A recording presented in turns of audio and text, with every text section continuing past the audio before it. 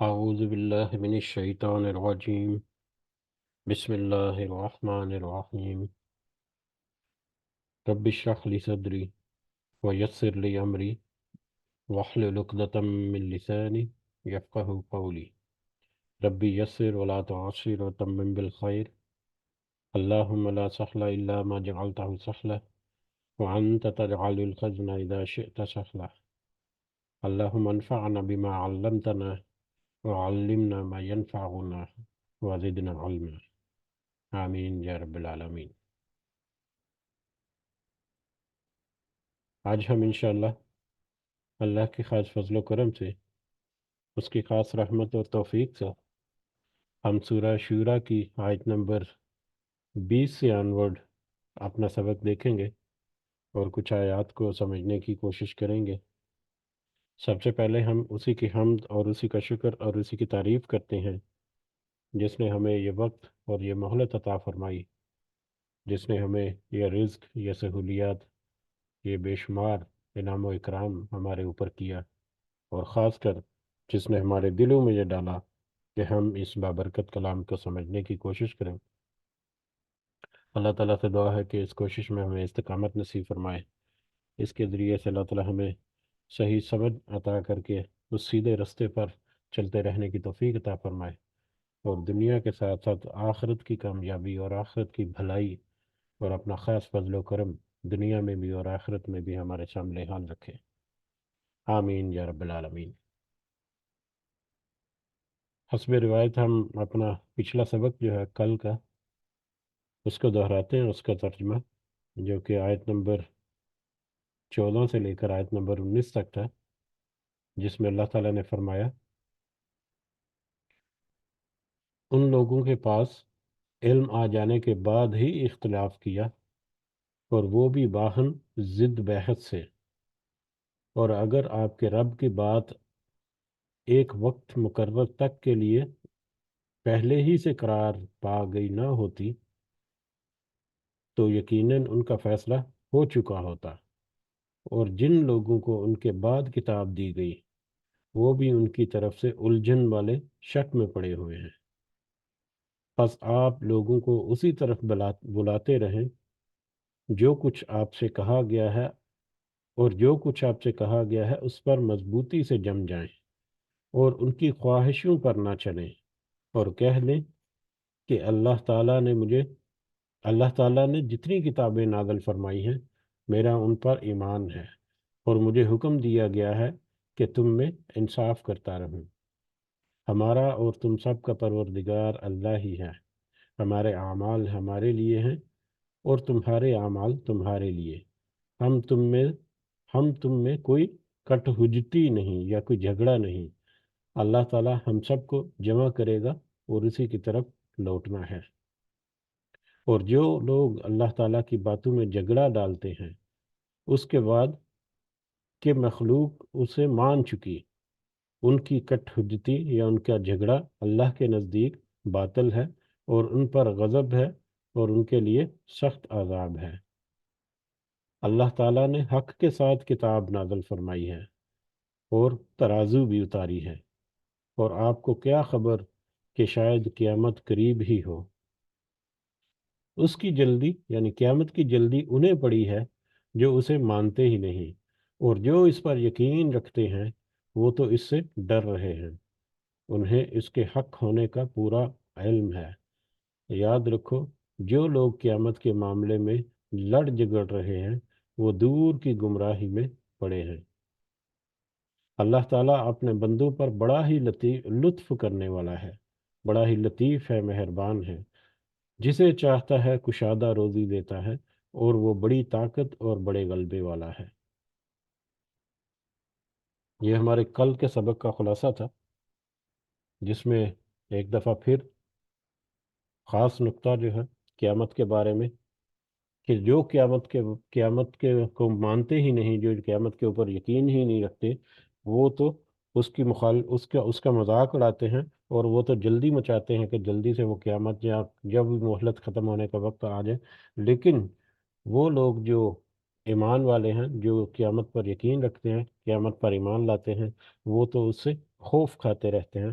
کیونکہ ان کو پتہ ہے کہ یہ قیامت جو ہے یہ حق ہے، اور یہ ایک دن آ کر رہے گی، اللہ تعالیٰ کا قول جو ہے وہ سچا ہے، وہ پورا ہو کر رہے گا۔ تو لہذا جو ان کو جلدی پڑی ہے تو وہ یقیناً ایک دن اس کا، جب جب اس کا انجام ان کے سامنے ہوگا تو اس دن وہ ڈر رہے ہوں گے، جیسا کہ انشاءاللہ آج کی آیات میں بھی تھوڑا سا اس ٹاپک کے اوپر دوبارہ سے ہمیں ملے گا کچھ آیت جو ہے۔ بڑھتے ہیں آج کے ہمارے اگلے سبق کی طرف، جو کہ آیت نمبر 20 سے شروع ہو رہا ہے۔ اعوذ باللہ من الشیطان الرجیم۔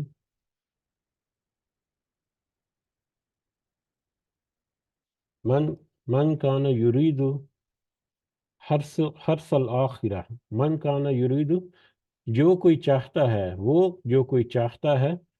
حرث الآخرہ، آخرت کی کھیتی، وہ جو کوئی وہ کوئی بھی جو آخرت کی کھیتی چاہتا ہے، نزید لہو فی خرثہ، تو ہم اضافہ کر دیتے ہیں، بڑھا دیں گے اس کے لیے اس کی کھیتی۔ جو کوئی آخرت کی کھیتی چاہتا ہے، ہم اس کے لیے اس کی کھیتی میں اضافہ کر دیں گے، اس کی کھیتی کو بڑھا دیں گے۔ کھیتی یہاں پر سادہ سا یا عام سا مفہوم جو ہے اس کا تو فائدہ ہے، پھل پھل یا فائدہ یا نفع جو ہے کسی کام کا، کسی محنت کا نفع جو ہے، اس کی طرف یہاں پر اشارہ کیا گیا ہے۔ اور یہ نیک لوگ جو ہیں، وہ لوگ جو ایمان کے ساتھ نیک عمل بھی کرتے ہیں، یہ ان کے بارے میں ہے کہ وہ لوگ جو ہے اگر وہ آخرت کا فائدہ، آخرت کی بھلائی اور آخرت کا نفع چاہتے ہیں تو یقیناً وہ اس کے لیے کوشش کریں گے، دوڑ دھوپ کریں گے، تو پھر اللہ تعالیٰ ان کے اس اضافے میں اور زیادہ اضافہ کر دے گا، یا ان کا اضافہ جو ہے وہ ان کو، یا ان کا فائدہ جو ہے، ان کی محنت کا پھل جو ہے وہ ان کو ضرور مل جائے گا۔ کھیتی جو ہے عام الفاظ میں اس کا مفہوم جو ہے تو وہ تو فائدہ ہی ہے، یا یا اس کا پھل جو ہے، لیکن کھیتی کو اگر دیکھا جائے تو عام طور پر ایک بیج بو کر اناج وغیرہ، جیسے کہ گندم ہے، یا چاول وغیرہ کا ہے، باجرہ بھی اس میں ہے، اس طرح کی جتنی کھیتیاں جو ہیں، جو فصلیں ہیں، جو فصلوں کا ایک دانہ بیج جب بویا جاتا ہے تو اس کا جو پھل نکلتا ہے وہ سٹا یا بالی جسے ہم کہتے ہیں، وہ اس کے اوپر 80 70 80 100 150 200 یا اس سے بھی کئی گنا زیادہ جو ہے وہ اسی طرح کے دانے ہوتے ہیں جس طرح کا دانہ جو ہے وہ بیج بویا جاتا ہے۔ تو اس سینس میں یہ کھیتی جو ہے ہمیں اس کا مفہوم مزید واضح کرتی ہے کہ جو کوئی ایک بیج، ایک دانہ بو کر اس سے وہ 70 80 100 یا 100 سے زیادہ، کئی گنا زیادہ پھل جو ہے اس کی امید لگا بیٹھتا ہے کہ میں نے ایک یہ دانہ بویا ہے تو اس کے بدلے، یا ایک من اگر گندم میں نے بوئی ہے تو اس کی ایوریج جو ہے 40 سے 50 من گندم جو ہے وہ اس کو واپس مل جائے گی۔ تو جو اس نیت سے اپنے اللہ کے حضور، اللہ کی بارگاہ میں اپنے عمل کو پیش کرتا ہے، اس بیج کی طرح بو دیتا ہے، پھر اس کے اوپر پھر وہ محنت بھی کرتا ہے، مشقت کرتا ہے، اس کی آبیاری کرتا ہے، پھل ہل وغیرہ ڈال کر اس کی زمین کو نرم کرنا، جو بھی معاملات میں وہ پھر پورا اس کا دھیان رکھتا ہے، تو جب اس کو پھل پک کر مل جاتا ہے، وہ اللہ تعالیٰ کی جو مطلب فضل و کرم کے شکل میں وہ کئی گنا زیادہ ہوتا ہے، اور یہاں پر اللہ تعالیٰ کہہ رہے ہیں کہ ہم اس کی اس کھیتی میں کئی گنا زیادہ اضافہ کر دیں گے۔ وہ اضافہ دنیا میں بھی ہوگا اور آخرت میں بھی، اور یہ تو اللہ تعالیٰ کا وعدہ ہے کہ کوئی نیک کام کرے گا اگر صرف اللہ تعالیٰ کی رضا کے لیے اور اللہ تعالیٰ سے اس کا اجر پانے کے لیے، تو اس کو کم از کم 10 گنا اجر جو ہے، یا 10 گنا اس کا جو فائدہ ہے وہ تو ضرور ملے گا، 10 گنا سے لے کے 700 گنا تک، یا 700 سے بھی زیادہ، جتنا اللہ تعالیٰ چاہے اس کے عمل کو، اس کے جو فائدہ ہے یا اس کا جو بدلہ ہے اس کو بڑھا دیں گے۔ تو یہ تو معاملہ ہے ان لوگوں کا جو کہ ایمان کے ساتھ نیک عمل بھی کرتے رہے، ان کو اس کا اجر جو ہے یا اس کا فائدہ یا اس کی کھیتی جو ہے وہ کس طرح سے بڑھا دیں گے، کیونکہ اللہ تعالیٰ بڑھا دیں گے کیونکہ انہوں نے آخرت کو اپنے ذہن میں فوکس رکھا۔ لیکن ومن کان یرید حرث الدنیا، جو کوئی چاہتا ہے دنیا کی کھیتی، یا دنیا میں ہی جو بیج بو کر اس کا فائدہ جو ہے، پھل جو ہے وہ دنیا کے لیے حاصل کرنا چاہتا ہے، دنیا میں اپنی راحت کے لیے، دنیا میں اپنے فائدے کے لیے، یا دنیا بداری کے لیے، نؤتی ہی تو ہم دے دیتے ہیں اسے، منہا اس میں سے، یعنی اس دنیا کے فائدے میں سے اسے کچھ اس کو دے دیتے ہیں، چاہے وہ ایمان ایمان کی حالت میں ہے، چاہے وہ کفر اور شرک کی حالت میں ہے، جو دنیا کے لیے دوڑ دھوپ کرتے ہیں، اس کے لیے دنیا کے سارے کا سارا نہیں، لیکن کچھ نہ کچھ حصہ جو ہے اس کا اس دنیا میں تو اسے مل ہی جاتا ہے۔ وَمَا لَهُ فِي الْآخِرَةِ مِن نصیب، اور نہیں ہے اس کے لیے آخرت میں کوئی حصہ، مگر اس شخص کے لیے آخرت میں کوئی حصہ یا آخرت کا کوئی فائدہ یا آخرت میں کوئی اس کا پھل جو ہے اس کو نہیں ملے گا، کیونکہ اس کی خواہش ہی دنیا تک محدود تھی کہ دنیا میں مجھے یہ مل جائے، دولت مل جائے، دنیا میں مجھے عزت مل جائے، شہرت مل جائے، سارا کچھ مل جائے۔ تو جس کے لیے اس نے دوڑ دھوپ کی، اس کا کچھ حصہ جتنا اللہ تعالیٰ نے اس کے لیے مقرر کر رکھا ہے وہ اس کو دنیا میں مل جاتا ہے، لیکن آخرت میں اس کا کوئی حصہ نہیں۔ لیکن جو ایمان کے ساتھ نیک عمل کر کے آخرت کو اپنے ذہن میں مرکوز کر کے کوئی عمل کرتا ہے اور پھر اللہ تعالیٰ سے امید وابستہ کرتا ہے کہ اس نے اللہ کی رضا کے لیے یہ سارا کچھ کیا، تو اسے دنیا میں بھی جو اس کا مقدر اللہ تعالیٰ نے لکھ دیا وہ عطا فرماتے ہیں، اور آخرت میں پھر اس کو اور زیادہ بڑھا کر اس کا اجر جو ہے، اس کا بدلہ جو ہے وہ اللہ تعالیٰ عطا کریں گے۔ ام لہم شرکاء، کیا ان کے لیے شریک ہیں، یا کیا ان کے لیے، یہ مشرکوں کے لیے ہے یہ آیت جو ہے، کہ یہ کیا ان مشرک لوگوں کے شریک جو ہیں، ایسے شریک ہیں شرعو کہ انہوں نے مقرر کیا ہے۔ شرعو یہ وہی شرع ہے جس کا ہم نے ایک دن دو دن پہلے دیکھا تھا کہ شرع شارع کو کہتے ہیں، ایک راستہ متعین کر دینا، مقرر کر دینا جس کے اوپر چلنا ہے، طور طریقے مقرر کر دینا، زندگی بسر کرنے کے طریقے، اصول، قانون، سارا کچھ۔ شریعت بھی اسی سے اسی کا آگے ایک ورڈ جو ہے وہ بنتا ہے۔ تو بہرحال ان کے کیا ان کے ایسے شریک ہیں، کیا ان کے لیے ایسے شریک ہیں کہ ان شریکوں نے مقرر کر رکھے ہیں، مقرر کیے ہیں لاہم ان کے لیے، من الدینی دین کے کچھ اصول،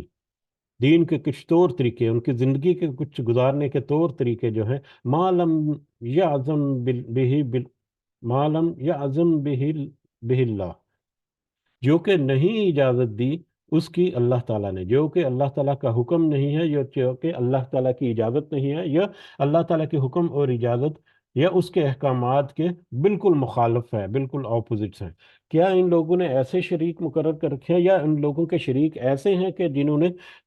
ایسے طور طریقے، ایسے دین یا ایسے اصول، ایسے قانون جو ہیں وہ وضع کر رکھے ہیں، جو امپلیمنٹ کر رکھے ہیں یا بتا رکھے ہیں، جو کہ جس کی کہ نہ تو اللہ تعالیٰ نے اجازت دی، نہ ہی اللہ تعالیٰ کے وہ احکامات تھے، اور نہ ہی وہ اللہ تعالیٰ کا اذن تھا۔ اب یہاں پر ہم دیکھتے ہیں کہ جو مشرک لوگوں کی طرف اشارہ ہے، کہ مشرک لوگ اپنے جو طور طریقے، اپنا جو عمل جو وہ منسوب کرتے تھے اللہ تعالیٰ کی طرف، تو اللہ تعالیٰ کہہ رہے ہیں کہ ان کا تو مطلب کوئی لینا دینا ہی نہیں ہے اللہ تعالیٰ کے احکامات سے، انہوں نے جو بھی کچھ گڑھا ہوا ہے وہ تو اپنی طرف سے گڑھا ہوا ہے۔ اب مشرکین جو ہے اپنے بہت سارے معاملات میں ان کے کچھ ایسے مطلب عقیدے رہے ہیں جو بالکل باطل، جبکہ بہت جگہ پر بار بار آیا کہ ان کے پاس کوئی دلیل نہیں ہے، کوئی آسمان کی طرف سے کوئی صحیفہ نہیں ہے، آسمان سے اترا ہوا، اللہ تعالیٰ کی طرف سے آیا ہوا کوئی کسی نبی کا ایسا واضح قول ان کے پاس نہیں ہے کہ کسی نے اللہ تعالیٰ کی طرف سے یہ پیغام جو ہے وہ پہنچایا ہو۔ تو ان کے پاس تو کوئی ایسی دلیل، کوئی ٹھوس ثبوت، کوئی شواہد کچھ نہیں ہے، لیکن اس کے باوجود وہ اللہ کی طرف منسوب کیے ہوئے ان ساری اپنی حرکتوں کو۔ تو اس کی وجہ ہے کہ یا تو وہ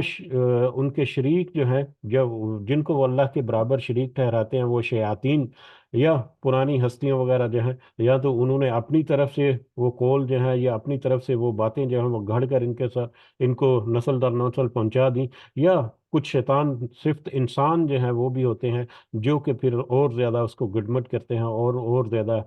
اس کو بہکاتے ہیں، جس سے وہ اپنی روش میں اور زیادہ گمراہی کی طرف چلے جاتے ہیں۔ لیکن اللہ تعالیٰ کی طرف سے ان کے کوئی مطلب احکامات جو ہیں وہ وارد نہیں ہوتے، نہ ہی ان کی طرف کوئی ایسا قول اللہ تعالیٰ کا موجود ہوتا ہے۔ تو مشرکین جو ہیں بہت سارے ایسے معاملات ہیں جن کو وہ اپنے شرعی قوانین کہہ لو ان کے سمجھ کر کرتے تھے، یا ان کی طرف احکامات جو ہیں ان کی طرف کرتے تھے، جیسے کہ وہ بتوں وغیرہ کے اوپر جو منت مانگ کر ان کے اوپر جو ان کے نظر و نیاز جو کرتے تھے، بتوں کے لیے بھی کرتے تھے، اللہ تعالیٰ کے لیے بھی کرتے تھے۔ اور اگر کسی کسی زمانے میں اگر تو ان کی فصل میں یا ان کی کھیتی میں یا ان کے فائدے میں اضافہ ہو جائے تو وہ اضافہ جو ہے وہ بتوں کے حصے میں اضافہ کر دیتے تھے، اللہ کا مختص کیا ہوا حصہ جو ہے وہ اتنا ہی رہتا تھا، لیکن اگر کسی جگہ پر کوئی نقصان ہو جائے تو اللہ کے مقرر کردہ حصے میں سے کچھ کم کر دیتے تھے، لیکن ان بتوں کو مطلب بتوں کو خوش رکھنے کے لیے یا جو بھی ان کے عقائد تھے تو ان بتوں کے میٹر میں کوئی کمپرومائز نہیں کرتے تھے۔ اس طرح سے کھلی ایک نا انصافی نہیں، وہ تو ہے ہی باطل طریقہ تھا سارے کا سارا۔ مطلب بچوں کو مطلب ان بتوں کے نام پر چھوڑ دینا، اور ان کے لیے جانوروں کو جیسے کہ چوپائے وغیرہ ہیں ان کے کان کاٹ کر اپنے بتوں کے نام سے آزاد کر دینا، اور جو بھی وہ پھر کسی کے لیے بھی حلال نہیں رہتے تھے، حرام ہو جاتے تھے کہ کوئی بھی ان سے کسی قسم کا فائدہ جو ہے وہ نہیں لیتا تھا۔ اگر کوئی اونٹ جو ہے وہ 10 بچے جو ہے وہ جنم دے دیتی کوئی اونٹنی، تو اس کو وہ آزاد کر دیتے تھے، بیل وغیرہ جو ہے اس کو بھی داغ کر وہ مطلب آزاد چھوڑ دیتے تھے کہ سب کے لیے وہ حرام ہو جاتا تھا۔ تو اس طرح سے بہت سارے اور دیگر معاملات میں اپنے وراثت کے معاملات میں کس طرح سے انہوں نے اپنے ڈکولوسلے جو بنائے ہوئے تھے کہ وراثت میں کسی کو حصہ دینا ہے، اور بس اپنی ہٹ درمی سے بس ظلم اور زیادتی کے ساتھ خواتین کے ساتھ کس طرح سے معاملات تھے جو انہوں نے اپنے ایسے رسم و رواج گڑے ہوئے تھے کہ اپنی باپ کی وفات کے بعد سوتیلی ماں کو اپنے ساتھ روک رکھتے تھے۔ تو یہ تو ساری شریعتیں جو مشرک لوگ ہیں ان کے کوئی اللہ تعالیٰ کے کسی حکم یا اللہ تعالیٰ کے کسی اذن سے کوئی لینا دینا ہی نہیں ہے۔ تو یہی وجہ ہے کہ ایک صحیح حدیث ہے جس میں نبی کریم صلی اللہ علیہ وسلم نے فرمایا کہ میں نے عمرو بن لہیہ بن کمع کو دیکھا کہ وہ جہنم میں اپنی آنتیں گھسیٹ رہا تھا۔ یہی وہ شخص ہے جس نے سب سے پہلے غیر اللہ کے نام پر جانوروں کو چھوڑنا بتایا تھا۔ یہ شخص خزاعہ کے بادشاہوں میں سے تھا۔ اس نے سب سے پہلے ان کاموں کی ایجاد کی تھی جو جاہلیت کے کام عربوں میں مروج تھے یا عربوں میں جن کا رواج تھا، اسی نے قریشیوں کو بت پرستی میں ڈال دیا تھا۔ تو یہ شخص جو ہے جس نے یہ بہت سارے ان کے معاملات میں یہ شروعات کی تھی، عمرو بن لخی بن کما، اس کو اللہ تعالیٰ کہتے ہیں کہ میں نے ان کے اس رویے یا ان کی اس ظلم کی وجہ سے دیکھا کہ وہ جہنم میں اپنی آنتیں جو ہیں وہ گھسیٹ رہا ہے۔ تو لہٰذا جو بھی کوئی فرد جو ہے وہ اس طرح کے معاملات میں انوالو ہوگا، اس طرح کی جو شروعات کرے گا، اس کا انجام جو ہے وہ خوب بھیانک ہونے والا ہے۔ اب یہ تو شریکوں کے بارے، یہ مشرکین کے بارے میں واضح طور پر یہ آیت ہے، لیکن جو علماء جو ہیں جو کہ شرک کے معاملے میں بہت حساس ہیں، شرک کے معاملے میں بہت حساس ہیں، وہ تو دنیا کے جو قانون جو ہے ہمارے سو کال جن کو ہم اسلامی ملک کہتے ہیں، نان مسلم ملک ٹھیک ہے، وہ تو خدا کو مانتے ہیں ہی نہیں، یا مانتے ہیں یا نہیں مانتے، لیکن اپنی مرضی من مانی سے سارا کچھ ان کا، سارے معاشرتی رویے بھی اور سارے قانون بھی۔ لیکن سو کال جو مسلمان ملک اپنے آپ کو کہلاتے ہیں، وہاں پر بھی جو قانون جو رائز کیے گئے ہیں، عدالتوں کے معاملات دیکھ لیں، کاروبار کے معاملات بھی دیکھ لیں، بینکنگ سسٹمز دیکھ لیں، ایجوکیشن تعلیم کے معاملات اور تعلیم کے معیارات دیکھ لیں، آپس کے جو معاشرتی رویے جو ہیں، رسم و رواج، شادی بیاہ کی دیگر جتنی رسومات چل رہی ہیں، اس میں ہمیں نظر آتا ہے کہ زیادہ تر میکسیمم جو ہے وہ اللہ تعالیٰ کے نہ صرف ان احکامات سے انحراف ہے، پیچھے ہٹنا ہے، بلکہ بالکل اپوزٹ روش میں بہہ جانے کے مترادف ہے۔ تو اس کے اوپر کچھ علماء جو ہے انہوں نے تفاسیر میں اسی آیت کے ریفرنس سے لکھا ہے، تو وہ بھی در حقیقت شرک ہے کہ اللہ کے بنائے ہوئے دین یا اللہ کا بتایا ہوا جو اصول اور قوانین ہے ان کی بالکل مخالفت کر کے اپنی مرضی سے اپنی منمانی کو ان کو امپلیمنٹ کیا گیا، اور ایسا امپلیمنٹ کیا گیا ہے کہ اس کے ان قوانین کے اوپر چلے بغیر گزارا نہیں۔ ہمارے ملکوں میں دیکھیں کہ ایسے ایسے قوانین ہیں کہ جن کے اوپر جب تک ہم مطلب کام نہیں کریں گے ہماری زندگی بسر نہیں ہوگی، اس طرح سے ان کو امپلیمنٹ کر دیا۔ کوئی تاجر جو ہے یا کوئی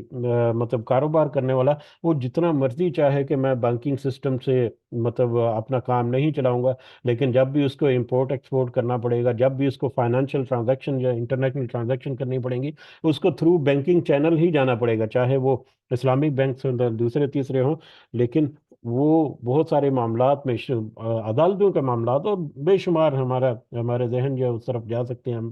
اشارتاً بات جو ہے میرا خیال ہے کافی ہے۔ تو اکثر علماء جو ہیں جنہوں نے اس آیت کی تفسیر میں ذکر کیا ہے، وہ تو ان کو بھی بہت کریٹیسائز کرتے ہیں ان دنیا کے معاملات کو، کیونکہ وہ بالکل، جبکہ وہ مسلمان ہیں تو وہ اپنا شرعی قوانین ہر لحاظ سے ہمارے معاشرتی معاملات میں، ہمارے تجارتی کاروباری معاملات میں، ہمارے ہر معاملے میں رہنمائی جو ہے وہ ملتی ہے ہمارے دین سے، لیکن اس سے انحراف کر کے وہ کیا کچھ نہیں ہو رہا دنیا میں، تو وہ بھی اس کی طرف اشارہ جو ہے وہ ہمیں ملتا ہے علماء کی طرف سے۔ بہرحال یہ جیسے یہ طریقے کو طور طریقہ قوانین یا جو بھی انہوں نے بنا کے گھڑ کے رکھا ہوا ہے ان مشرکوں نے، یا ان مشرکوں کے پیچھے چلتے چلتے، تو وہ سب اللہ تعالیٰ کے کسی حکم، کسی اذن کے اس کا کوئی دور دور تک واسطہ نہیں ہے۔ پھر ان کا یہ جرم کتنا بڑا ہے، ولاولا کلمۃ الفصل، اور اگر نہ بات ہوتی فیصلے کے دن کی،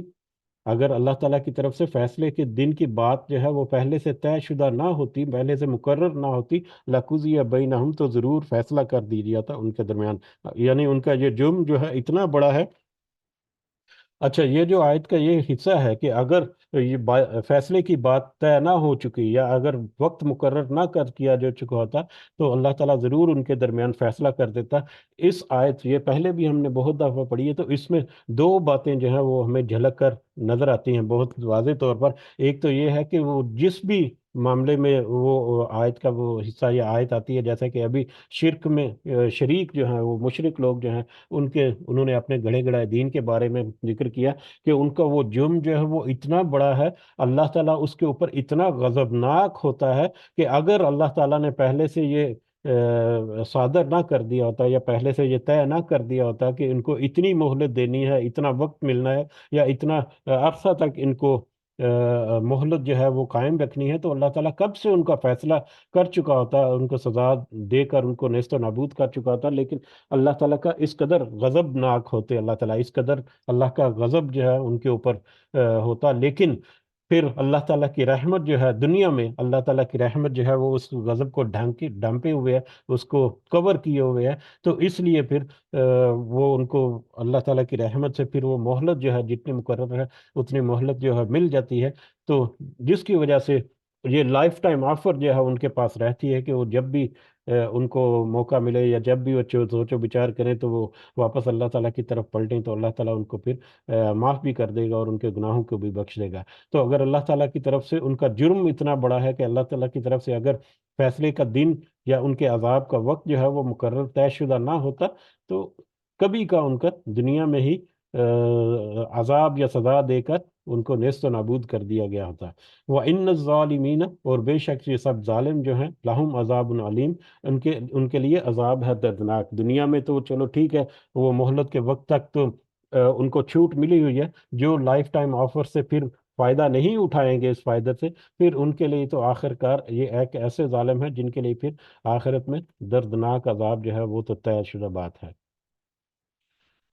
ترى الظالمین، آپ دیکھیں گے ظالموں کو، اب اس عذاب کے دن یا قیامت کے دن، ترى الظالمین، آپ دیکھیں گے ظالموں کو، مشفقین مما کسبوا، وہ سب ڈرنے والے ہوں گے ان اعمال کی وجہ سے جو انہوں نے کمائے، جو انہوں نے دنیا میں اعمال کمائے، ان اعمال کو جب وہ اپنے سامنے پائیں گے اور پھر اپنے سامنے حالات دیکھیں گے کہ یہ تو وہی دن آ گیا جس کو ہمیں ہمارے نبی اور رسول جو ہیں، ہماری کتابیں جو ان کے اوپر آئیں، یا دیگر علماء اور دیگر مسلمان جو لوگ تھے، وہ تو بار بار ہمیں یہی بتاتے رہے کہ دیکھو یہ قیامت آئے گی، تمہارے عمل تمہارے سامنے آ جائیں گے، اور جب یہ وقت آئے گا کہ وہ اپنے ان برے اعمال جو انہوں نے دنیا میں کمائے ان کے سامنے ہوں گے، تو وہ ڈر رہے ہوں گے قیامت میں۔ اگر اس آیت کے اس حصے کو پچھلے سبق کی آیت سے کنیکٹ کیا جائے، یا اس کے برابر رکھ کر دیکھا جائے، تو وہاں پر ہے کہ جو قیامت پر یقین نہیں رکھتے، وہ تو جلدی مچائے ہوئے ہیں کہ کب آئے گی قیامت، قیامت جب آئے گی دیکھ لیں گے ہم، وہ بے خوف ہو چکے ہیں۔ لیکن جو قیامت پر ایمان لاتے ہیں وہ تو اس سے ڈرتے ہیں، کیونکہ ان کو پتہ ہے کہ اللہ کا جو قول ہے وہ حق ہے، اور یہ وہی ایگزیکٹلی اس کے ساتھ پرکھا جائے اس کو، تو اب وہ وقت آ گیا کہ جب وہ دنیا میں جو نہیں ڈرتا تھا قیامت سے، آج قیامت کے دن وہ اس کا خوف کھائے ہوئے ہے، اس کے خوف میں، مشقت میں پڑا ہوا ہے۔ لیکن جو دنیا میں اس قیامت سے ڈرتا رہا، اس کا اس کا معاملہ جو ہے وہ بھی ابھی ہمیں آگے ملے گا کہ کس طرح سے پھر ان کو قیامت کے دن اجر ملے گا۔ تو دنیا میں جو رویہ ہے دونوں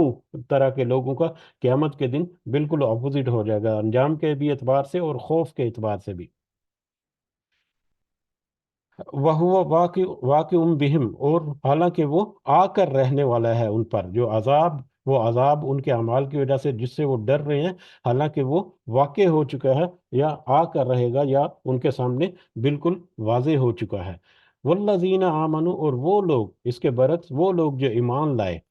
وہ عامل الصالحات، اور نیک عمل بھی کیا، صرف ایمان تک اپنے آپ کو محدود نہیں رکھا، بلکہ اس ایمان کے مطابق اللہ تعالیٰ کے احکامات کے کے ماتحت انہوں نے نیک عمل بھی کیے، کام بھی نیک کیے، دونوں لازم و ملزوم ہے۔ فی روضات الجنات، وہ جنتوں کے باغات میں ہوں گے، جنتوں کے باغات میں ہوں گے۔ اللہ تعالیٰ ان کو جنتوں کے باغات کی صورت میں ان کے اوپر اپنا فضل کرے گا۔ لہم ما یشاؤون عند ربہم، ان کے لیے جو کچھ وہ چاہیں گے سب ان کے پاس، ان کے رب کے پاس ہوگا، جس کی وہ خواہش کر رہے ہوں گے یا جس کی وہ دنیا میں تمنا کرتے رہے کہ ہمیں جنت ملے، جنت الفردوس ملے، اللہ تعالیٰ کا خاص فضل و کرم ملے، تو وہ جو وہ دنیا میں چاہتے رہے یا جو جس کی وہ دنیا میں دوب دوب کرتے رہے اس جنت کے لیے، یا آخرت قیامت میں بھی کہ جو ان کے دلوں میں کوئی خواہش ابھرے گی تو اللہ تعالیٰ ان کی اس خواہش کو پورا کریں گے۔ ذالک هو الفضل الکبیر، یہی فضل ہے بہت بڑا، یہی وہ بڑا فضل ہے جس کے لیے انسان کو دنیا کی زندگی میں دوڑ دھوپ کرنی چاہیے۔ یہ فضل پانے کے لیے جو کرنا ہے یہ اس دنیا میں ہی کرنا ہے، اور اس مہلت کے ختم ہونے سے پہلے پہلے کرنا ہے، جس کا بار بار جگہ جگہ پر ہمیں تذکرہ ملتا ہے۔ ذالک الذی، یہی وہ انعام ہے جس کی یبشر اللہ عبادہ الذین آمنوا، جس کی خوشخبری دیتا ہے اللہ اپنے بندوں کو جو ایمان لائے، وہ عامل الصالحات، اور انہوں نے نیک عمل کیا ہے۔ جو ایمان اور نیک عمل کرنے والا بندہ ہے اس کو یہی خوشخبری ہے اللہ کے ان بندوں کو جس کا اللہ تعالیٰ بار بار ذکر کرتا ہے۔ قل، آپ کہہ دیجئے، لا اسألکم، نہیں میں مانگتا تم سے، علیہ اجرن، اس پر کوئی اجر۔ اب موضوع تھوڑا سا یہاں سے مختلف ہوتا ہے کہ آپ صلی اللہ علیہ وسلم کہہ دیجئے، اللہ تعالیٰ نبی کریم صلی اللہ علیہ وسلم سے کہہ رہے ہیں کہ واضح کر دیجئے، کن پر؟ ان مشرکین پر اور اس قوم قریش پر۔ یہاں پر قوم قریش، مشرکین میں بھی جو قریش ہے یا ان کا اپنا قوم یا اپنا قبیلہ، جو ان کی طرف اشارہ ہے کہ آپ ان سے کہہ دیجئے، لا اسألکم علیہ اجرن، کہ میں نہیں مانگتا تم سے اس پر کوئی صلہ یا کوئی اجر۔ اس پر، کس پر؟ یعنی وہ نصیحت اللہ تعالیٰ کی طرف سے جو نبی کریم صلی اللہ علیہ وسلم جو ہے ان کو دے رہے ہیں، اللہ تعالیٰ کی طرف سے جو امانت قرآن کی شکل میں یا نصیحت کی شکل میں مل رہی ہے، وہ جو ان کو حوالے کر رہے ہیں قیامت، تو اس کے سوری اپنی امانت جو ہے وہ جو مشرکین کے حوالے کر رہے ہیں یا اپنے قبیلے کے حوالے کر رہے ہیں، اس کے بابت کہ میں اس کے بدلے میں، اس امانت کو تم تک پہنچانے کے بدلے میں تم سے کوئی اجر، کوئی صلہ، کوئی بدلہ، کوئی دنیاوی نفع، کوئی مال، تجارت، کوئی رتبہ، کوئی عہدہ، میں تو کوئی ایسا اجر تم سے نہیں مانگتا، الا مودۃ فی القربہ، مگر محبت رشتہ داری میں، محبت یا دوستی کا خیال تو رکھو رشتہ داری میں، یا اس کے سوا کہ رشتہ داری کا پاس تو رکھو، یا کم از کم رشتہ داری کا پاس تو رکھو کہ میں تم تک جو اللہ تعالیٰ کا پیغام ہے ایمانداری کے ساتھ تم تک پہنچا رہا ہوں، تو کم از کم میں تم سے کوئی اور اجر نہیں مانگ رہا، کوئی فائدہ، کوئی نفع نہیں مانگ رہا، لیکن تم میرے ساتھ جو دوستی ہے یا رشتہ داری جو ہے اس کا خیال تو رکھو، اس کی پاسداری تو کرو۔ اب یہاں پر ہمیں سمجھنے کی بات یہ ہے کہ ایک تو یہ بہت واضح ہے کہ نبی کریم صلی اللہ علیہ وسلم نے یہ ان کو کہا کہ میں کوئی دنیا کا مجھے اجر نہیں چاہیے، لیکن میری تمہارے ساتھ جو رشتہ داری ہے اس رشتہ داری کا پاس تو رکھو۔ اب یہ نبی کریم صلی اللہ علیہ وسلم کی مخالفت جو ہے، چاہے کس بھی لیول ہے یا کس بھی طرح سے ہو، اس میں ان کے اپنے قبیلے، ان کے اپنے جو جو رشتہ داری تھے، جو ان کے قبیلے کے، ان کے چچا اور ان کے کزنز اور ان کے باقی دیگر جو ہیں، وہ سب کے سب ان کے مخالفت میں پورا برابر کے برابر شریک تھے، بلکہ آگے بڑھ بڑھ کر مخالفت کر رہے تھے۔ جبکہ جس بھی دور میں جس طرح کی بھی قوم ہے، چاہے کس قدر بھی پستی میں گری ہوئی قوم ہے یا کس قدر بھی وہ مطلب ڈیولپڈ، مطلب لبرل ہے، یا جس بھی طرح کے ان کے اپنے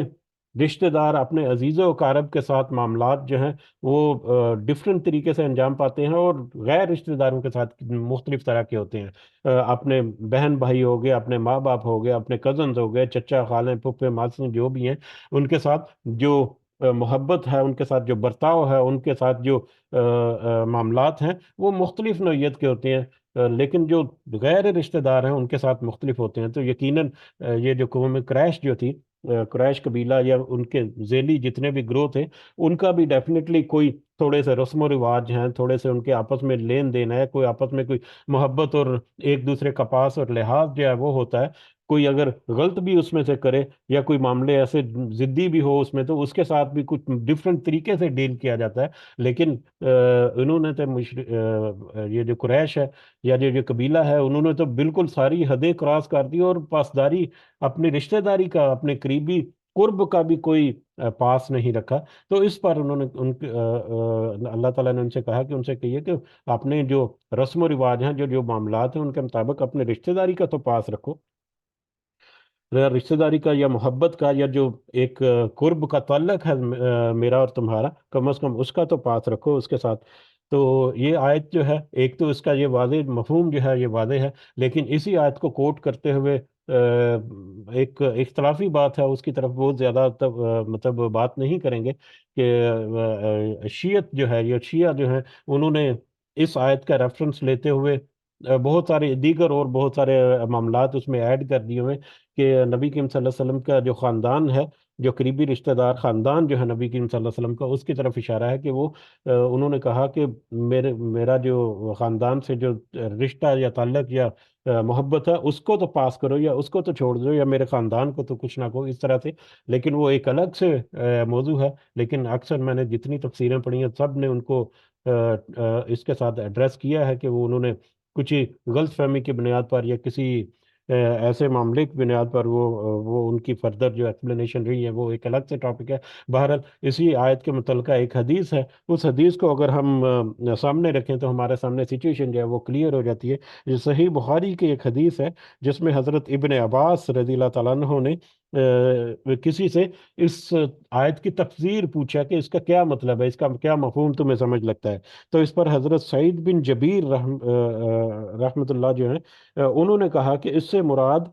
قرابت آل محمد ہے، یعنی آل محمد نبی کے صلی اللہ علیہ وسلم کی آل اولاد جو ہے۔ دوسری پتہ کی بات یہ ہے کہ جب یہ آیات جو ہیں مکہ کے دور میں جب یہ نازل ہو رہی ہیں، اس وقت تو حضرت فاطمہ رضی اللہ تعالیٰ عنہ اور حضرت رضی اللہ تعالیٰ عنہ، علی جو ہے رضی اللہ تعالیٰ عنہ، ان کا کوئی نسبت یا کوئی رشتہ وغیرہ ہی موجود نہیں تھا۔ تو اس میں پھر جو شیعہ حضرات کا جو آل کا جو کنسپٹ ہے جس کو وہ دیتے ہیں مختلف انداز سے، وہ اس کی بھی نفی ہو جاتی ہے۔ بہرحال واپس آتے ہیں اس حدیث کی طرف جو ابن عباس نے دریافت کیا، اس کی تفسیر تو حضرت سعید بن جبیر رحمۃ اللہ علیہ جو ہے، انہوں نے کہا کہ اس سے مراد قرابت آل محمد ہے، نبی کریم صلی اللہ علیہ وسلم کی قریبی اولاد جو ہے اس کے ساتھ مطلب محبت کا ذکر ہے۔ تو یہ سن کر حضرت ابن عباس نے فرمایا کہ تم نے عجلت میں کام لیا، تم نے جلدی میں اپنا قول جو ہے وہ مطلب نپٹا دیا، بلکہ حقیقت یہ ہے، سنو،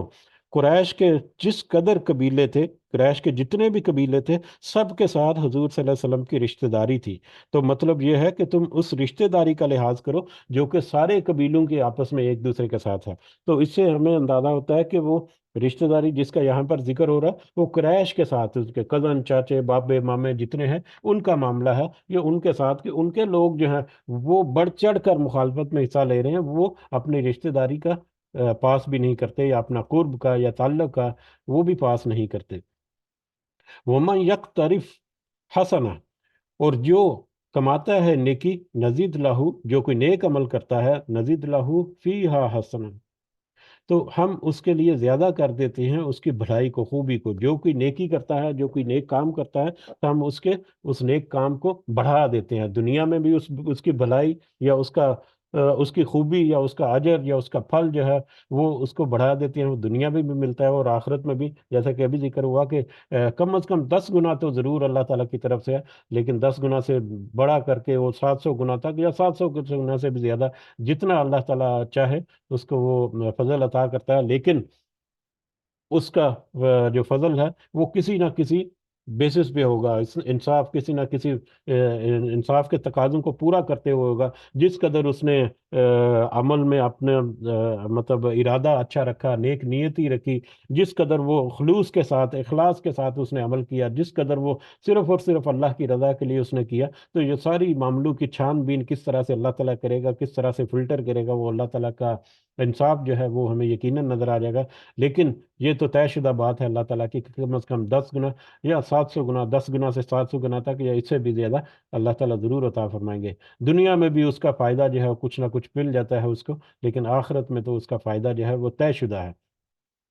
ان اللہ غفور شکور، اور بے شک اللہ بہت بخشنے والا اور بہت قدردان ہے۔ وہ لائف ٹائم آفر اس کی جو لگی ہوئی ہے، اس کے مطابق جو ایمان والا ہے، ایمان کے ساتھ جس نے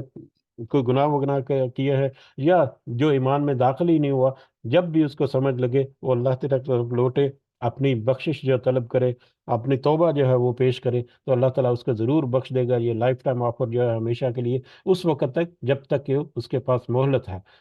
وہ شکور بھی ہے، قدر بدان بھی ہے۔ پھر اس بخش دینے کے بعد اس اجر کا جب وقت آتا ہے تو وہ قدردانی کرتا ہے، وہ قدردانی یعنی اجر جو ہے وہ ان کو پورے کو پورا دے گا ان کو اللہ تعالیٰ۔ ہم یقولون افطرا، کیا وہ سمجھتے ہیں کہ اس نے یعنی نبی کریم صلی اللہ علیہ وسلم نے باندھ لیا ہے، اپنی طرف سے گھڑ لیا ہے، اللہ اللہ پر قذبن جھوٹ؟ کیا وہ یہ کہتے ہیں یا سمجھتے ہیں کہ نبی کریم صلی اللہ علیہ وسلم نے اپنی طرف سے یہ جھوٹ گھڑ لیا ہے؟ یعنی اپنی طرف سے یہ بات جو ہے وہ انہوں نے، یہ قرآن جو ہے وہ اپنی طرف سے گھڑ کر نعوذ باللہ وہ پیش کر رہے ہیں۔ یہ مشرکین کا کہنا تھا، یہ عقیدہ تھا کہ وہ کیا وہ یہ کہتے ہیں یا کیا وہ یہ سمجھتے ہیں کہ نبی کریم صلی اللہ علیہ وسلم نے اپنی طرف سے یہ قرآن مجید جو ہے وہ گھڑ کر کے آیتیں جو ہے وہ پیش کر رہے ہیں۔ فَإِن يَشَاء فَإِن يَشَاءِ اللَّهُ، پس اگر اللہ تعالیٰ چاہے، یختم علی قلبک، تو وہ مہر لگا کے آپ کے دل پر بھی۔ یہ اللہ تعالیٰ کا اللہ تعالیٰ کی چوائس ہے، اللہ تعالیٰ کا اختیار ہے کہ وہ کس کو چنتا ہے اس قرآن کو نازل کرنے کے لیے، کس کے دل کے اوپر وہ نازل کرتا ہے، یہ اللہ تعالیٰ کی چوائس ہے۔ اگر وہ ان کا یہ خیال ہے کہ نبی کریم صلی اللہ علیہ وسلم اپنی طرف سے یہ گھڑ کر لا رہے ہیں، تو اگر اللہ چاہتا تو ان کے دل کے اوپر بھی مہر لگا دیتا، یعنی ان کے اوپر بھی وہی آنا جو ہے وہ بند کر دے، یا نہ وہی نازل کرتا، کسی اور کو چن لیتا، یا ان کو بھی نعوذ باللہ گمراہوں کی طرف، جس طرح سے مشرکین کے دلوں پر مہر ہے اس طرح سے ان کے دلوں پر بھی مہر کر دیتا۔ اس طرح کے بہت سارے معاملات، زیادہ اس کے اوپر بات نہیں کرنی چاہیے، لیکن یقیناً یہ مطلب اللہ تعالیٰ کی قدرت یا اس کے اختیار یا اس کی چوائس کی طرف اشارہ ہے کہ یہ تو اللہ تعالیٰ کی چوائس ہے کہ اس نے نبی کریم صلی اللہ علیہ وسلم کو چن لیا، اور ان کے دل کے اوپر اللہ تعالیٰ وہی بھیجتا ہے جس کے ذریعے سے پھر وہ تمہیں آگے نصیحت پہنچاتے ہیں۔ تو یہ تو اللہ تعالیٰ کے اختیار ہے، اس میں تمہارا کوئی اختیار نہیں، یا تمہارا کوئی معاملہ یا تمہاری کوئی بات کرنا اس کے اوپر بنتا ہی نہیں۔ ہاں البتہ اس قرآن کو جھوٹا اگر ثابت کرنا ہے تو بہت سارے دوسرے طریقے ہیں۔ یہ اس طرح سے تم کہ نبی کریم صلی اللہ علیہ وسلم نے اپنی طرف سے اس کو گھڑ لیا ہے، اس طرح کی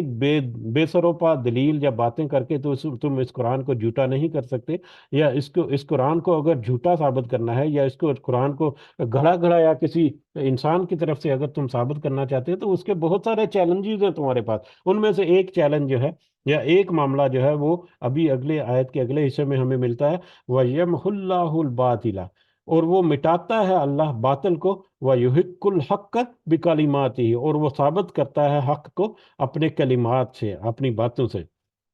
اللہ تعالیٰ تو وہ ہے جو کہ باطل کو مٹا دیتا ہے اور حق کو ثابت کر دیتا ہے اپنے کلمات سے۔ یہ جتنے اللہ تعالیٰ کے کلمات ہیں، اور اللہ تعالیٰ کے کلمات کی بہترین شکل جو ہمارے سامنے ہے وہ قرآن مجید کی شکل میں بھی ہے۔ تو یہ قرآن مجید کے جو کلمات جو لکھے ہوئے ہیں، یا قرآن مجید میں جو نالج لکھا ہوا ہے، یا انفارمیشن دی گئی ہے، یا رویے یہاں پر ذکر ہے، تو اللہ تعالیٰ تو اس کے ذریعے سے اپنی باتوں کو بھی سچ ثابت کر دیتا ہے، قرآن کو بھی سچ ثابت کرتا ہے، اور باطل جو اس قرآن کے سامنے یا اللہ کے سامنے جب ٹکے گا، یا حق کے سامنے جب بھی باطل آئے گا، تو وہ باطل جو ہے وہ پاش پاش ہو جائے گا، باطل جو ہے مٹ بھی دیتا ہے، مٹ بھی جائے گا، تو اللہ تعالیٰ اس باطل کو بھی مٹا دیتا ہے۔ تو اس قرآن کی سچائی تو یہ ہے کہ اس کے مقابلے میں جو کوئی باطل آئے گا وہ پناہ ہو، وہ فنا ہو جائے گا، معدوم ہو جائے گا، بالکل تحلیل ہو جائے گا، لیکن حق جو ہے وہ ثابت ہوگا رہے گا۔ لیکن اس میں ٹائم جو ہے وہ ضرور انوالوڈ ہے، کہ جو باتیں اللہ تعالیٰ کر رہے ہیں وقت کے ساتھ ساتھ جو ان سب کو سچائی ثابت کرے گا اللہ تعالیٰ۔ جیسے کہ ابھی کچھ عرصہ پہلے ہم نے ذکر بھی کیا تھا کہ اللہ تعالیٰ یہ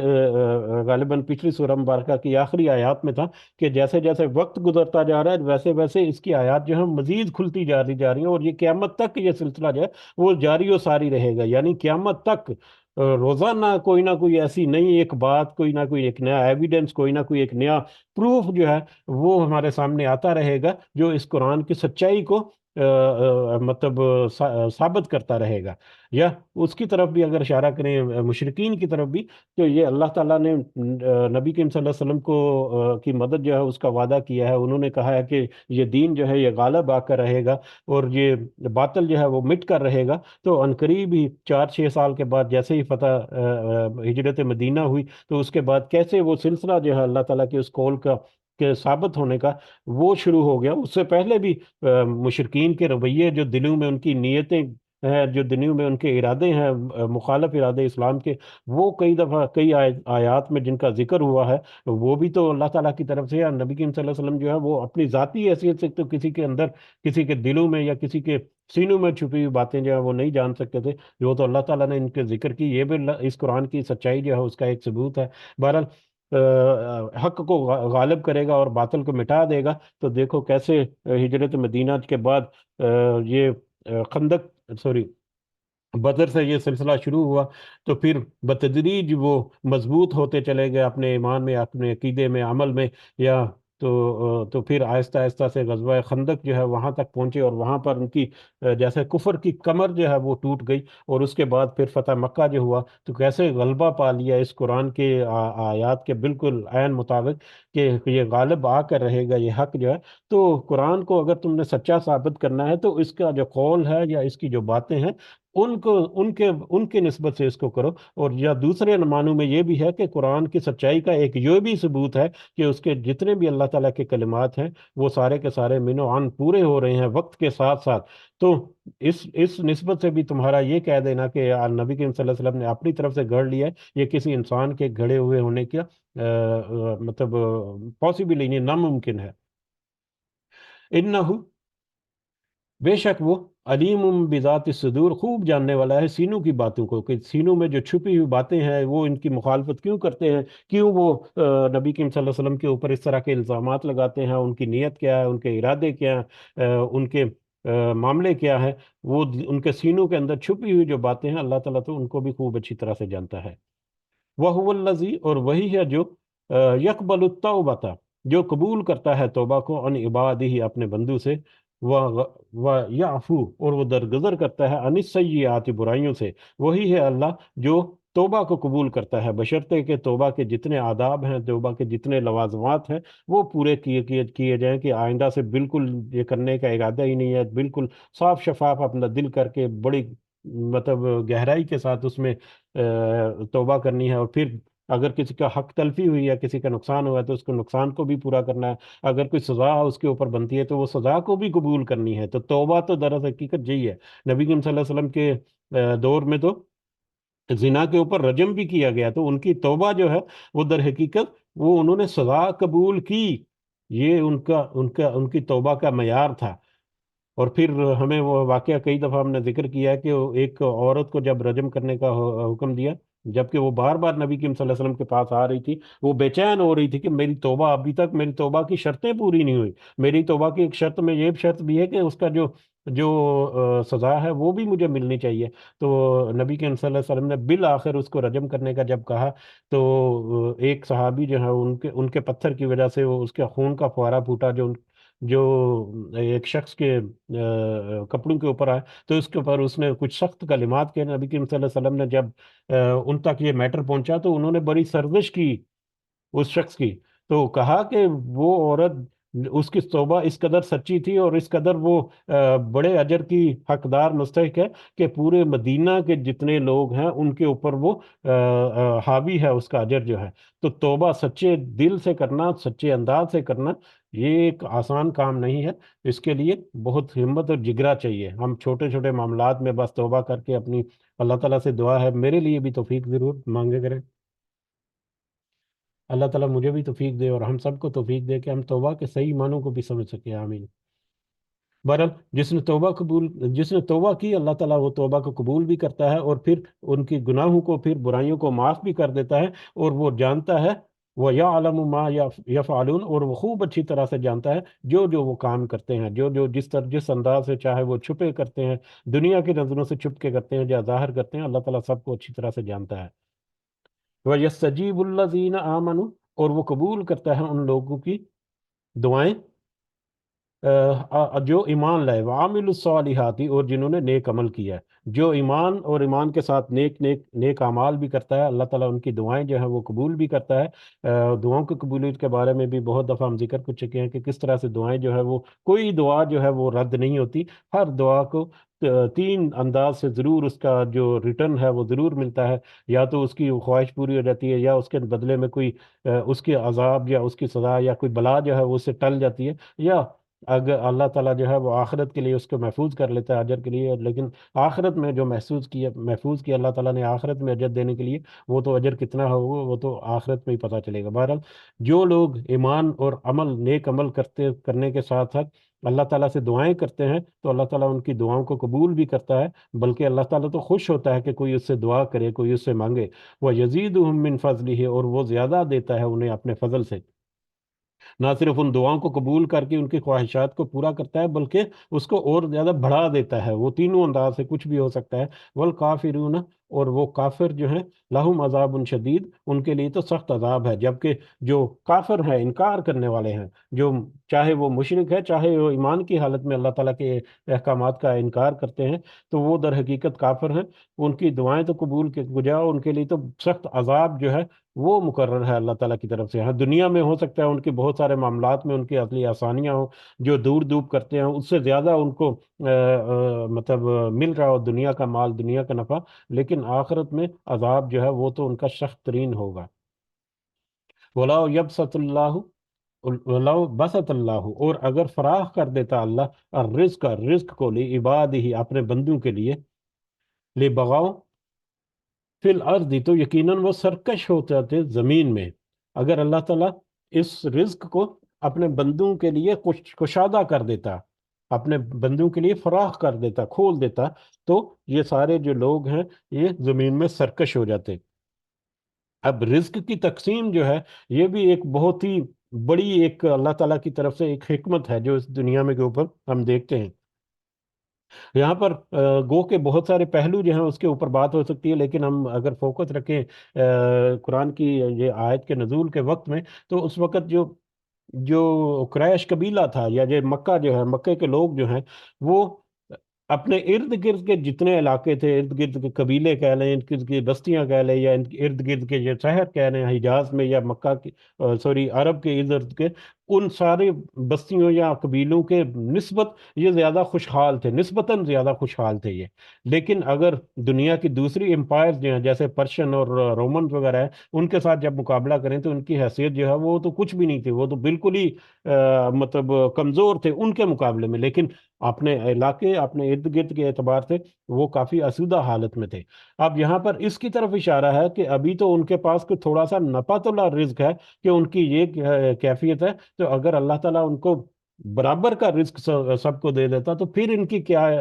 اقدار ہوتی، پھر یہ کس قدر ادھم مچاتے اور کس قدر یہ سرکشی کرتے۔ ایک تو یہ براہ راست اس کا تعلق مطلب جو ہے وہ یہ واضح ہوتا ہے۔ دوسرا اس کا یہ بھی ہے کہ اللہ تعالیٰ نے جو رزق کی تقسیم کی ہے وہ اگر سب کے لیے برابر ہوتی یا سب کو فراخی کے ساتھ، تو کوئی حاکم اور محکوم نہ ہوتا۔ ہر ایک جو ہے اس کو جتنی ضروریات ہے، جتنی اس کی خواہشات ہیں، وہ تو اس کی فنگر ٹپس کے اوپر، اس کے ہاتھ کی ہتھیلی کے اوپر ہر وقت موجود ہیں، تو وہ تو پھر اکڑ میں آ جاتا، وہ تو پھر غرور میں آ جاتا۔ وہ کسی کو تابع کرنا چاہے تو مطلب کسی کو کام کرنا چاہے تو وہ کوئی کام اس کا نہیں کرے گا، میں تیرا کام کیوں کروں بھائی، مجھے اللہ تعالیٰ نے بڑا مال نوازا ہوا۔ تو ہر کوئی جو ہے وہ اپنے آپ کو اونچا کرتا، ہر کوئی اپنے آپ کو مطلب معتبر سمجھتا، ہر کوئی اپنے آپ کو مطلب ایک دوسرے سے افضل و اعلیٰ سمجھتا ہے۔ تو اس اعتبار سے بھی اگر دیکھیں تو اگر سب کو برابر کا رزق یا برابر کا دنیا میں جو نفع جو ہے وہ اللہ تعالیٰ دے دے، تو پھر تو ایک ایک الگ طرح کی ایک سرکشی اور بغاوت جو ہے وہ اس دنیا میں ہمیں نظر آتی ہے۔ اگر ہم تھوڑا سا مطلب غور و فکر کریں کہ یہ رزق کی تقسیم جو ہے وہ کس کس طرح سے یہ پہنچتی ہے،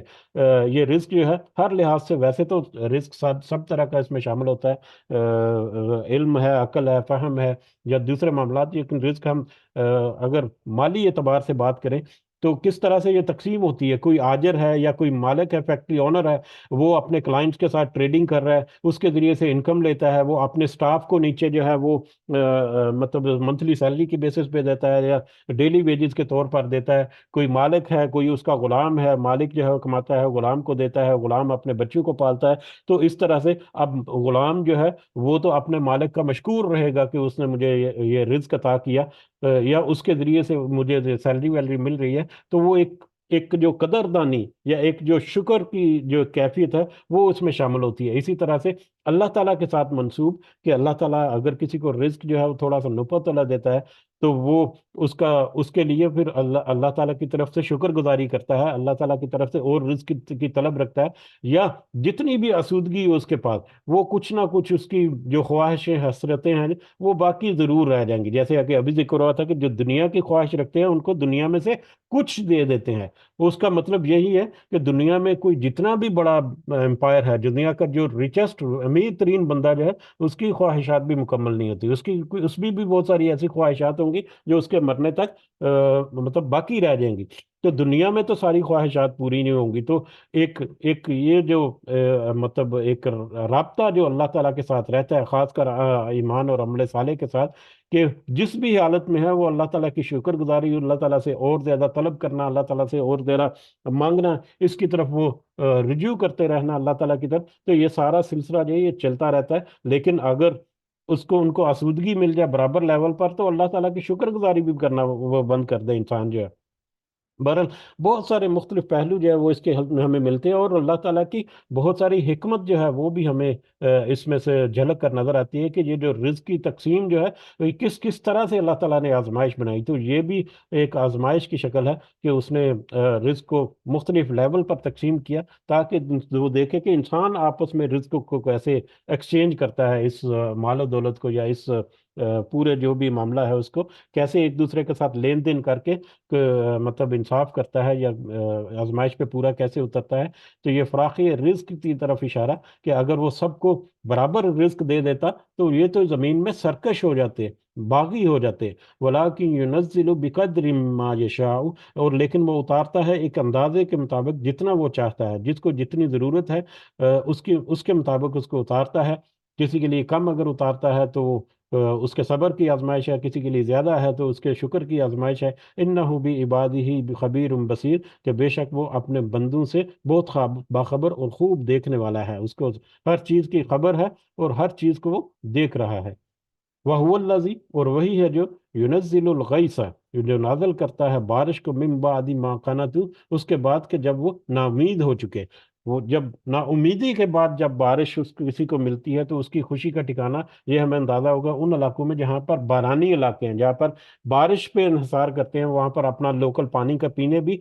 سٹور کرنے کے لیے بھی، اور اپنی کھیتی اور فصلیں وغیرہ جو ان کے لیے بھی بارش جب ہوگی، ریگستان وغیرہ یا اس طرح کے جو بارانی علاقے ہیں وہاں پر جہاں پر کوئی نہری نظام نہیں ہے یا دریا وغیرہ نہیں بہتے، تو وہاں پر تو بارش جب ہوتی ہے تو اسی کا مرہون منت ان کے ساری زندگی کا دور و مدار ہے۔ تو ذرا ان کا اندازہ کریں کہ وہاں پر خشک سالی ہے، بارش کا وہ انتظار کر رہے ہیں، انہوں نے بیج یا فصل وغیرہ جو ہے وہ بوئی ہوئی ہے، جو بھی ہے ان کے پاس پانی کا سٹوریج جو ہے وہ بھی ختم ہو گیا روزمرہ کے استعمال میں، یا کم رہ گیا، تو اب وہ کتنی بے چینی سے بارش کا انتظار کر رہے ہیں، اور بارش ہے کہ ہونے کا نام ہی نہیں لے رہی، کہ وہ ایک نا امیدی کی کیفیت میں چلے گئے ہیں کہ پتہ نہیں اب کیا ہوگا، پتہ نہیں اب کیسے ہوگا۔ تو نا امید جب بندہ ہوتا ہے تو اس کی شکر گزاری میں تھوڑی سی کمی آ جاتی ہے۔ تو اس طرح سے نا امید جب ہو چکے ہیں تو اس وقت جب اللہ تعالیٰ بارش برساتا ہے تو اس کی خوشی جو ہے، اس کا عالم کیا ہوگا، ہم اس کا اندازہ کر دیتے ہیں۔ اور وہی ہے جو نا امید ہو چکے لوگ جو ہے ان کے اوپر جو بارش برساتا ہے، اس طرح سے وہ فضل کرتا ہے،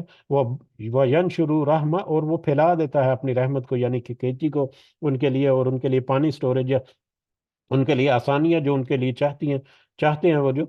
وہ ان کو جب پھیلا دیتا ہے، تو یہ بھی اللہ تعالیٰ کی نشانیوں میں سے ایک نشانی ہے۔ وہ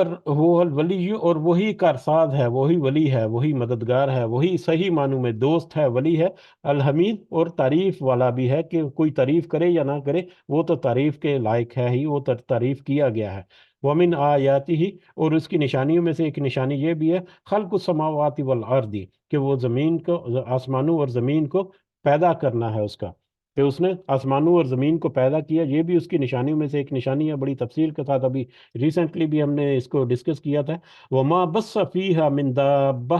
اور ان کا بھی جو اس نے پھیلا دیے ان دونوں میں جاندار، یعنی آسمانوں اور زمین میں جو جاندار پھیلا دیے اللہ تعالیٰ نے ان دونوں میں، یعنی آسمانوں اور زمین، اس آیت سے یہ اشارہ بھی ملتا ہے، کچھ علماء نے یہ تحریر کیا، اس آیت سے یہ بھی اشارہ ملتا ہے کہ اس زمین کے علاوہ آسمانوں میں یا کائنات میں ہو سکتا ہے کہ دوسری جگہوں پر بھی کوئی مخلوقات جو کہ زندہ چیزیں، جانور وغیرہ، جاندار وغیرہ، جیسے کہ دنیا میں زمین پر موجود ہے، اس طرح سے ہو۔ تو سائنس جو ہے اس کے اوپر تحقیق کر رہی ہے، بہرحال یہ ابھی تک بہت واضح نہیں ہو چکا۔ تو اس کے ترجمے جو ہیں وہ بھی مختلف انداز سے ہوتے ہیں، کہ آسمانوں اور زمین، یعنی اگر ہم آسمانوں میں دیکھیں تو ہمارے ارد گرد بھی اڑتے پھرتے پرندے وغیرہ جو ہیں وہ بھی در حقیقت ہم اگر اوپر نگاہ اٹھا کر دیکھتے ہیں، آسمانوں میں اڑتے پڑے ہیں، کئی تو بادلوں سے بھی اوپر جا کے اڑتے ہیں۔ بہرحال اس کی یہ بھی اللہ تعالیٰ کی نشانیوں میں سے ایک نشانی ہے، کہ اس نے زمین کو کس طرح سے تخلیق کیا اور کس طرح سے اس میں پھر جاندار پھیلا دیا۔ ابھی کل ہی جو آیت میں یا پرسوں ذکر ہوا تھا کہ انسانوں کو اسی کے ہم جنس جوڑا بنا دیا، اور پھر جانوروں کو، چوپایوں کو بھی، کہ کس طرح سے وہ پھیلاتا ہے۔ تو یہ بھی اللہ تعالیٰ کی نشانیوں میں سے ایک نشانی ہے۔ وَهُوَ عَلَىٰ جَمْعِهِمْ، اور وہ ان کے اوپر، اور وہ ان کے اکٹھا کرنے پر بھی، اذا یشاء، جب وہ چاہے، قدیر، خوب قدرت رکھتا ہے، خوب قادر ہے، کہ وہ ان جانداروں کو جس نے اس نے پیدا کیا، چاہے وہ جاندار ہیں، چاہے وہ دوسرے موجودات ہیں، دوسری تخلیق ہے آسمانوں اور زمین میں، جس طرح سے اس نے پھر ان کو پیدا کر کے ان کو پھیلا دیا، ان کو پھیلا دیا میں ساری چیزیں آ جاتی ہیں، کہ اس کا پورا انتظام ان کی زندگی کا قائم رکھنے کے لیے، ان کی نسل کو برقرار رکھنے کے لیے، جنریشن ٹو جنریشن، وہ جس طرح سے یہ چین لے کر چل رہا ہے، یا جس طرح سے اس نے یہ تقسیم کیا ہے، پھیلایا ہے وہ سارے جانداروں کو، اسی طرح سے وہ پورا قادر ہے اس کے اوپر، کہ وہ ان کو واپس اکٹھا بھی کر لے، واپس لپیٹ بھی دے۔ جیسا کہ ہمیں ایک تو اشارہ یہ قیامت کی طرف ہے، کہ قیامت کے دن سب کو وہ واپس اکٹھا کرے گا، مردہ انسانوں کو پھر دوبارہ سے زندہ بھی کرے گا۔ لیکن سائنٹیفکلی بھی دیکھیں تو یہ کہتے ہیں کہ ابھی زمین جو ہے، یہ کائنات جو ہے پھیل رہی ہے، ایک وقت آئے گا جب یہ سکڑنا شروع ہو جائے گی، اور جب یہ سکڑنا شروع ہوگی تو وہ بالکل اکٹھی ہو کر مطلب اکٹھی ہو جائے گی، مطلب تو یہ بھی اللہ تعالیٰ کی قدرت ہے، یا اللہ تعالیٰ کی قدرت کی نشانیوں میں سے ایک نشانی ہے، کہ اس نے زمین اور آسمانوں اور زمین کو تخلیق کیا، اس میں جانداروں کو پھر نہ صرف تخلیق کیا بلکہ پھیلا دیا نسل در نسل، اور پھر وہ ان کو واپس اکٹھا کرنے پر بھی خوب قدرت رکھتا ہے۔ اسی کے ساتھ یہاں پر رکتے ہیں، دعاؤں کی درخواست کے ساتھ، اللہ تعالیٰ ہم سب کا حامی و نصر ہو۔ وما علینا الا البلاغ المبین۔ جی کچھ اضافہ ہے اگر تو آپ کر سکتے ہیں، جزاکم اللہ خیر کثیرہ۔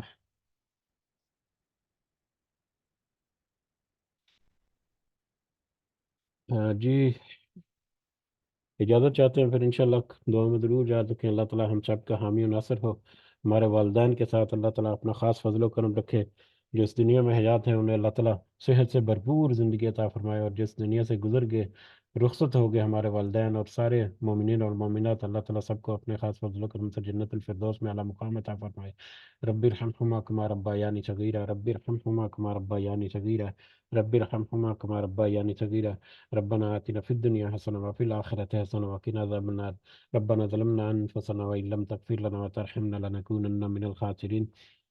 ربنا تقبل منا إنك أنت السميع العليم وتب علينا إنك أنت التواب الرحيم، سبحان ربك رب العزة عما يصفون، وسلام على المرسلين والحمد لله رب العالمين، سبحانك اللهم وبحمدك أشهد أن لا إله إلا أنت أستغفرك وأتوب إليك، جزاكم الله خيرا كثيرا، السلام علیکم ورحمۃ اللہ وبرکاتہ۔